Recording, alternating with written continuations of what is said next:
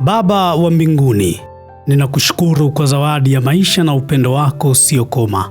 Wewe ndiye uliyeweka ndani ya moyo wangu hamu ya kuishi katika upendo wa kweli. Bwana, leo naja mbele zako nikiwa na hitaji hili moyoni mwangu. Hitaji la kutafuta mwenza sahihi wa maisha yangu, mchumba ambaye tutaishi naye katika heshima, maelewano na upendo. Na kuomba unipe hekima ya kutambua yule aliyeandaliwa kwa ajili yangu.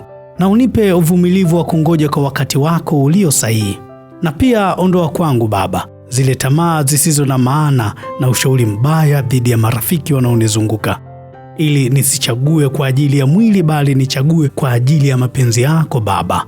Nisaidie katika hili Baba, niwe mtu bora, niwe mtu mwenye tabia njema na moyo wa huruma, ili na mimi niwe zawadi kwa yule ambaye utanipa Baba.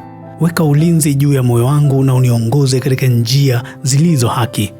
Na kuomba pia Baba unibariki niwe na moyo wa amani, hata ninapomsubiri nisije nikakata tamaa wala kuyakimbilia yale maamuzi yasiyo sahihi kabisa mbele zako. Ninaamini kwamba wewe huwa unafanya mambo yote kuwa mazuri tena kwa wakati wake. Kwa jina la Yesu Kristo ninaomba na kushukuru. Amina.